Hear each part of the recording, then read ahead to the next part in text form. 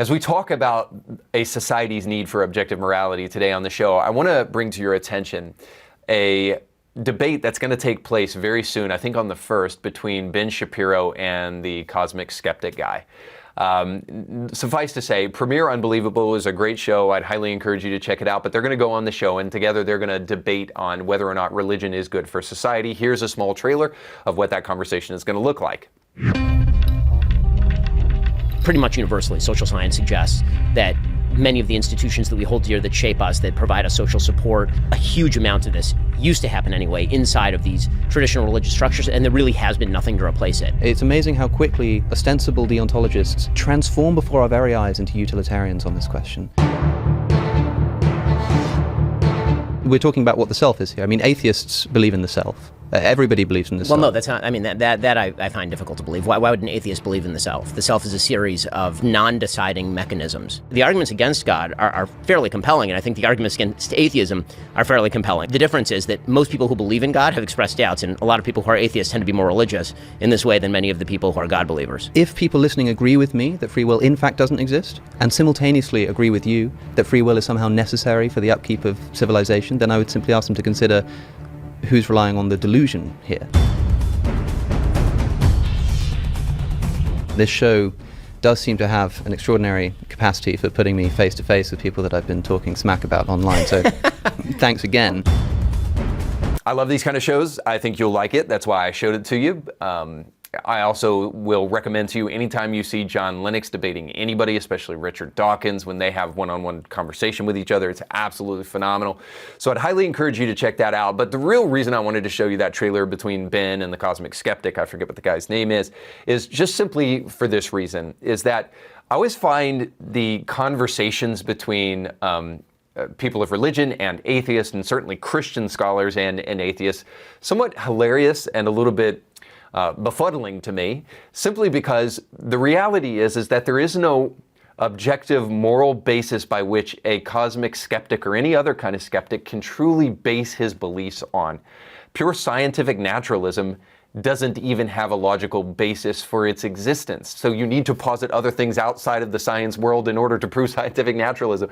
And so the whole point of it is that while I think that there'll be some interesting conversation and there'll be some kind of things that you can learn about rhetoric, at the end of the day, all of these conversations are really deeply in favor of the Christian or the religionist simply because they have what they believe to be a transcendent moral basis by which they can root their views in. And now you can argue whether or not that basis is transcendent or not, but what you cannot argue is that the cosmic skeptic actually has a platform to stand on. Often what these guys do is that they want to steal Christian ideas and Christian morality and then claim it as their own. I mean, secular humanism at the end of the day really doesn't mean anything whatsoever. It's just a label that people who hate God put on themselves. It's a catch-all term that doesn't mean anything because secular humanism doesn't stand for anything.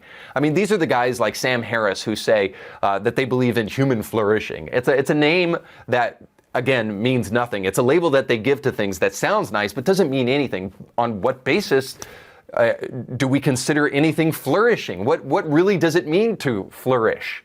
I mean, these people don't believe in traditional marriage and they want to put their stamp of approval on homosexual unions, which are non-reproductive in nature. Can you think of anything less human flourishing than a sexual encounter just simply built upon pleasure but not on reproducing the human species?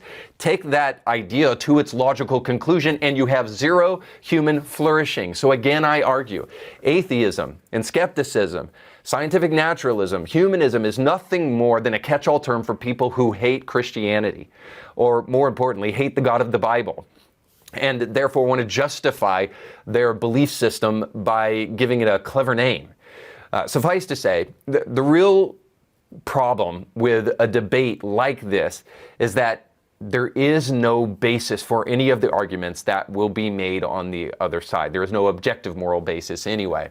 And to give you one glaring, obvious example of this, I want to show you Peter Singer, the famed atheist.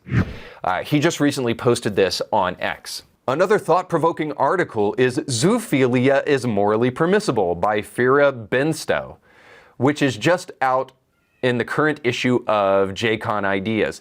This piece challenges one of society's strongest taboos and argues for moral permissibility of some forms of sexual contact between humans and animals. This article offers a controversial perspective that calls for a serious and open discussion on animal ethics and sex ethics. So yes, we're supposed to take seriously a conversation on whether or not humans can have sex with animals. I mean, we don't even care about consent anymore. It's just apparently a Christian invention to oppress people's human sexual desires. I have to argue now the side of the Peter Singers of the world and the cosmic skeptics of the world. If there is no objective moral values, then guess what? They actually have a point. Who are you to tell me that I can't have a great night of sex with my donkey? Who are you to tell me that I can't rape that dog down the street just simply because I was feeling a little frisky that night? Obviously, it's a subject that demands all of our serious attention to talk about whether or not human beings should be having sex with animals. Now, Peter Singer, by the way, is the guy who wrote Animal Liberation in 1975, which is a book that endorses veganism. Now, I think we know why he really wants those animals left alone. Apparently, he wants more of them for you-know-what. Suffice to say, Peter Singer and the Peter Singers of the world have a point. If there is no such thing as Christian moral values, if the Bible isn't a source from which we should derive objective moral values, well then you do you, brother. Or you do your animal, or your pet, or whatever, because there is nobody to tell you that that's wrong. Again, we're left with my opinion and your opinion, and who's to say one opinion is better than another opinion, unless we have something outside of ourselves to tell us that this is wrong, regardless of what we believe about it. So you can argue all day long that the trans person has the right to identify any way they want, and that the homosexual has the right in the privacy of their own bedroom to do anything that they want, and you are correct. That is, unless there is a higher moral law that demands our attention. A higher moral law that demands that we recognize that if nature and science are telling you something isn't quite right, then perhaps when it also coheres with Christian scripture, you should recognize that morality demands that we look beyond our own human passions and desires. The left and the humanist of our age have destroyed the definition of love, because now compassion can be all sorts of things. And they've destroyed the definition of sex. You know why? Because secularism has left us without the ability to truly define things from a moral perspective or from a religious perspective. And now definitions and meanings are morally arbitrary and personally constructed.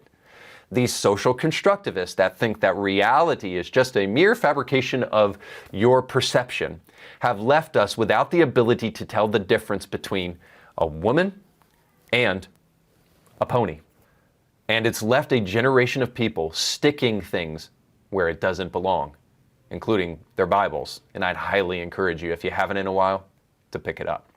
Perhaps if somehow you have a blind spot and you hate Christianity, or you resist the ideas and the teachings of Scripture, or have fallen for some of the very foolish ways in which atheists of old have argued against Christianity, I'd highly encourage you to check it back out, because you might find that it's actually really beneficial for society, that it actually does provide a moral basis for human flourishing that the atheist never can. That's all the time we have for today. Thanks so much for watching. Don't forget to like, share, and subscribe, and to go with God. So you just got done watching a small excerpt of a much larger episode. You can find the link to that full episode down below in the description of this video. So you definitely want to check that out, because if you like that clip, you'll like the much larger episode. And while you're at it, don't forget to like, share, and subscribe, and click that little bell to be notified when great new episodes of Indie Thinker come your way. Thanks for watching.